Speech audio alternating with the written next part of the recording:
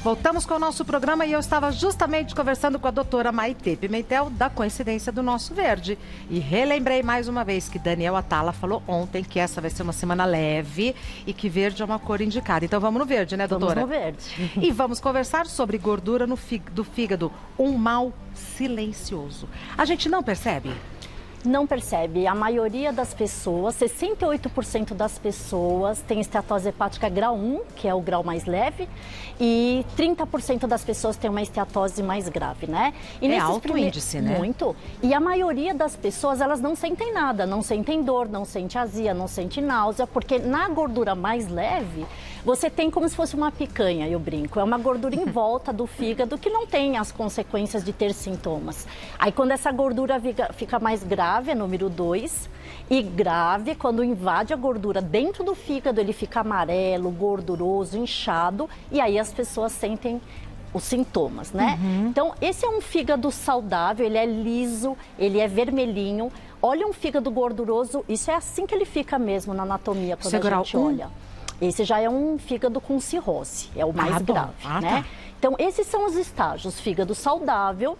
Fígado é esse órgão que tem aqui no hipocôndrio, que a gente tem embaixo da costela direito, e ele faz muitas coisas. Ele regulariza hormônios, ele produz colesterol, ácidos graxos, ele metaboliza toda a sujeira do organismo, ele é um grande filtro, ele tem mais de 500 funções. E se ele começa a ficar gorduroso, ele fica com o que a gente chama esteatose hepática. Quando essa gordura fica grave, entra dentro das células do hepatócito, a gente chama de esteatohepatite. Aí começou a ficar inflamado. E desses daqui, 20% evoluem para cirrose, que é a morte do fígado. E desses, 5% podem ir para o câncer, o hepatocarcinoma. E o fígado é um órgão vital? É um órgão que ele se regenera, se algum pedacinho a gente, como lá o rabinho da lagartixa, ele consegue se reconstruir. Mas se você tem uma cirrose onde todas as funções foram, você não consegue, aí teria que fazer um transplante de fígado.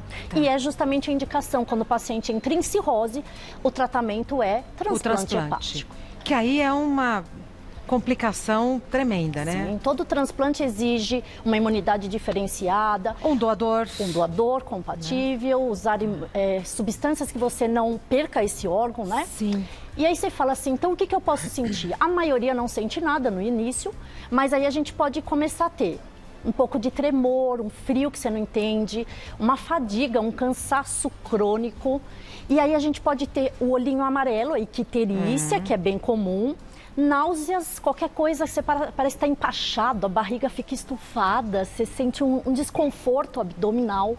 As fezes podem ficar com acolia, que a gente chama, fezes acólicas são esbranquiçadas, e a urina pode ficar mais escura. E nos casos mais graves, a gente tem até confusão mental, a gente tem inchaço, aquela ascite, uma gordura grave de abdômen, e inchaço nas pernas. Também tendo essa dor abdominal superior bem aqui embaixo da costela. Mas, doutora Maitê, são sintomas muito inespecíficos. Eu ia falar esparsos, né? Que a gente não... São então, sintomas só o médico identifica. Que podem estar associados a outras patologias, né? Exato. Por isso que se é uma dor uma vez, é uma coisa. Alguma coisa que você não comeu direito, fez mal. Agora, isso é regular. Isso toda vez acontece? Sim, precisa procurar um médico. Tá. Vamos ver outra imagem. Tratamento. Tá, e aí eu tenho gordura de fígado, o que eu devo fazer, né? Principalmente redução de gorduras e algumas frutas. Então a gente sempre acha a fruta é do bem, fruta tem coisas naturais, é saudável, mas frutose vira glicose, glicose é um dos componentes que aumentam a gordura hepática. Toda atividade física é benéfica para tudo no corpo, né? Sim. Não excesso, o overtraining faz mal, mas principalmente exercícios aeróbicos são os que vencem a gordura hepática. Diminuição de consumo de álcool, todos sabem que bebida alcoólica é prejudicial para a esteatose hepática. A gente tem uma quantidade limite, mas assim, quem tem esteatose hepática, seja o grau 1, tem que parar de beber. Então não é diminuir, é cessar. Cessar. Agora, qual é a quantidade que a gente pode usar quem não tem esteatose hepática? Boa. E gosta de beber. Então a gente pode, no máximo, uma taça de vinho, as mulheres, por noite, tá? Os homens sempre é 2 vezes a mais. Você fala, por quê? Porque a mulher tem estrógeno e o hormônio feminino é prejudicial para a esteatose hepática. Tá? Então, no máximo um destilado para homem, para mulher seria meio destilado por noite. Seria o chopp também, uma taça de vinho ou do chopp, já a cerveja também é maléfica. Então, assim, e você vê, é passar de 30 gramas de álcool por dia já começa a dar esteatose hepática. Olha. Alguns remédios têm que ser substituídos. Por quê? Muitos remédios podem causar esteatose hepática ou prejudicar isso. Como corticoides, muitas pessoas usam para asma, né, para lúpus. Alguns remédios anticoncepcionais, para quem já tem uma esteatose grave, a gente troca o método. Tamoxifeno, que são usados até para câncer. Antirretrovirais, pessoas que têm HIV, às vezes você tem que trocar também o remédio. E várias listas que a gente tem, e aí o médico vai ter que saber o que vai fazer, né? Antioxidantes. Então, é verdade que ômega 3, que a uva, que várias substâncias que queimam gordura fazem bem, sim. Mas aí está o problema, qual é a concentração, qual é a quantidade que a gente vai usar. E aí, por isso que o médico tem que acompanhar. E tratamento? Existe um tratamento específico para a esteatose hepática? Nem sempre. Então, quando a gente tem o grau 1, a gente consegue reverter. Com essas práticas todas. O 2 também, mas de 2 para 3, a gente tem muitas coisas a serem estudadas, remédios até para antidiabéticos que são usados para tirar gordura de fígado, antioxidantes, imunomoduladores bem modernos, mas se você entrou numa cirrose, realmente é irreversível e somente o transplante hepático que vai vencer essa doença. Doutora Maitê, cirrose é sempre consequência de consumo excessivo de álcool? Não. Eu sempre achei isso. Mas não então, nós temos 2 tipos de esteatose hepáticas alcoólicas, por bebida alcoólica, e as não alcoólicas, que entram hepatite B, hepatite C, uso de corticoides, obesidade é o maior fator de gordura de fígado, gestação também aumenta, até quem emagrece muito rápido também acontece isso, síndrome de Cushing, hipotiroidismo, são vários fatores que levam à esteatose hepática. Temos perguntas do pessoal de casa e temos uma cestinha de alimentos que a doutora Maitê trouxe. Me espera um minutinho. Claro. Pronto. Vamos ver a cestinha que a doutora Maitê trouxe? O que temos de interessante nessa cestinha, doutora? São os antioxidantes, né? Alho, ó, já viu o alho daqui. Então, se falar algum alimento que eu possa ingerir, vai me ajudar a fazer uma capinha plástica que vai proteger esse fígado dos agressores? Das gorduras que a gente come, de gorduras saturadas. Por isso que não é bom comer industrializados, comer muita manteiga e margarina, comer tudo que é em pacotinho, porque isso vai acumular gordura além do álcool que a gente falou. E o que vocês podem ajudar esse fígado? Então, por exemplo, a uva. Não é, na verdade, a uva, é a casca da uva, que tem resveratrol, que é um antioxidante, um flavonoide, que ajuda a combater essa gordura que fica grudada na membrana do fígado. Todas as cores ou só essa roxinha? Tem que ser a escura. Não a verde não resolve. Não, tem que ser a escurinha. Quanto mais pretinha, melhor. Tá? Maçã. Maçã, tem pectina, pera também. Eles têm flavonoides e tem cálcio e ajudam muito nas fibras. Então, tudo que tem fibra ajuda a retirar pelo intestino gordura do nosso organismo. Maçã e pera também com a casca? Também com a casca, exatamente. Tem que ser com a casca. Tá. Tudo que é frutinha vermelha, morangos, os berries, cerejas, todas vermelhas, azedas, principalmente, tem antioxidante. Tá. Abacate e o avocado principalmente, ele tem HDL, que é o colesterol bom, que é o grande inimigo do colesterol ruim, que é o LDL, que piora a gordura do fígado. Então, você que está em casa, eu tenho colesterol alto, isso piora a esteatose hepática? Sim. Sim, piora a esteatose hepática. Alho. O alho tem muito antioxidante e ele é muito bom para essa parte de gordura do corpo inteiro. Mas vou falar uma coisa que quase ninguém sabe. Se vocês forem fazer um tratamento odontológico, alguma cirurgia, parem de usar alho por uma semana, porque ele faz anticoagulação, ele afina o sangue e pode aumentar um sangramento. É verdade, então isso eu ouvia isso quando eu era pequenininha. E é verdade. Afina o sangue, é verdade. E a berinjela, doutora? Berinjela, tem muita gente que bate De manhã, berinjela com suco de laranja e toma essa vitamina que combate o colesterol. Eu prefiro que use o suco de limão, não a laranja, tá? Porque a laranja, sim, aumenta a triglicérides, aumenta a frutose e gordura do fígado. Tá. Mas a berinjela também tem antioxidante e com limão, que ele tem ácido ascórbico, ele faz a bile ser liberada no intestino e faz melhorar a digestibilidade e reduz a absorção de gordura quando a gente come. Berinjela pode ser crua, assada, menos frita. Menos frita. Tá. E o cafezinho, que quando eu cheguei eu achei que fosse o café da doutora Maitê, mas eu acho que tá ali para exemplificar alguma coisa. A cafeína é um importante antioxidante, desde que a gente não passe do limite de 600... 6 xicrinhas de café por dia. Também não pode, né? Muita cafeína por causa de taquiarritmia e desconcentração. Vamos para as perguntas? Vamos. Na sequência, a primeira pergunta foi enviada pela Emília.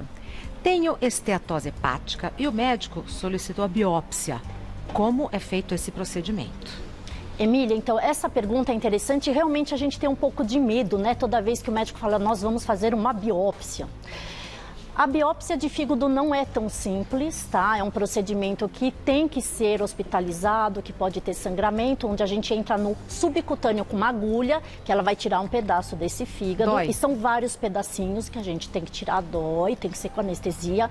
Por isso que muitas vezes a gente também faz o procedimento por videolaparoscopia, ou se você vai fazer uma cirurgia. Quantas vezes, doutor Liboni, que vem aqui, a gente tem pacientes em comum. Ah, Liboni, você já vai fazer retirada da vesícula? Tira já um pedacinho do fígado que ele tem esteatose hepática, eu quero avaliar, mais fácil. Só que hoje em dia eu vou trazer uma novidade para vocês, nós temos um procedimento chamado elastografia hepática, é um ultrassom muito diferenciado e moderno, que tem níveis maiores até do que uma biópsia, e é um ultrassom, você não machuca, não enfia agulha, então existe essa possibilidade da gente avaliar fibrose ou cirrose sem a biópsia no momento. E esse exame está disponibilizado onde?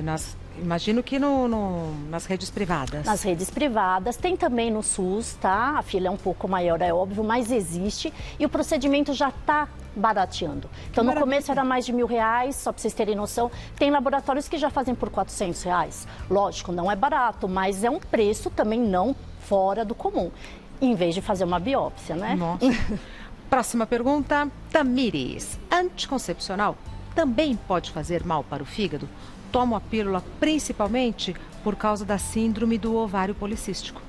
Então, Tamires, todo estrógeno, ele pode sim aumentar a esteatose hepática. Então, se essa esteatose está evoluindo de uma fase mais grave, a gente sim tem que mudar o método. E, por exemplo, para a síndrome do ovário policístico, existem outros tratamentos, inclusive a metformina, que ajuda na esteatose hepática. Pronto, resolveu tudo. Então, a gente já usa um remédio que vai vai ajudar em outro fator, né? Próxima, Marisol. No ultrassom da minha mãe, apareceu gordura no fígado, mas as taxas de colesterol dela estão normais. Isso é possível? Sim. A gente sempre vincula, né, a esteatose hepática, porque ser gordura, de gordura que a gente come. Mas nem sempre, tá? A maior causa de esteatose hepática é a obesidade. Então, 80% das esteatoses estão vinculadas à obesidade. E o que é obesidade? Obesidade é quando a gente tem um IMC, que é o peso dividido pela altura quadrada, maior do que 30. Então, engana-se quem fala que obesidade não é doença. Obesidade tem CID, E66.0. E é por isso que a gente combate a obesidade. Porque não é uma forma que a pessoa se apresenta. Isso vai trazer consequências. Como a gente viu, pode ter uma esteatose hepática, que pode evoluir para uma cirrose, que pode evoluir para um câncer de fígado. E aí tá nós, da área de saúde, sempre incentivarmos que a pessoa precisa procurar ajuda. Ajuda multidisciplinar. Psicólogos, nutricionistas, médicos que encarem a obesidade como uma doença que vai te ajudar a sair de algumas comorbidades. Outro fator, por exemplo, não só obesidade e colesterol, é o uso de remédios que podem estar piorando essa esteatose hepática. É a quantidade de frutas que você está comendo, é a quantidade de gordura que você tem na sua dieta. Ou, às vezes, outros fatores, um hipotiroidismo, uma prolactina alta. Por isso que toda vez que a gente tem qualquer tipo de doença na medicina, a gente tem que investigar as causas, os fatores, para ir diretamente ao ponto e não perder tempo. Já venho, me espera um minutinho. Claro. Continuando com as perguntas para a doutora Maitê Pimentel. Próxima pergunta. Jéssica, o nome dela é Jéssica. Não consumo nenhuma bebida alcoólica e mesmo assim tenho esteatose hepática. Como isso é possível? Que foi a pergunta, né, que a Regina falou.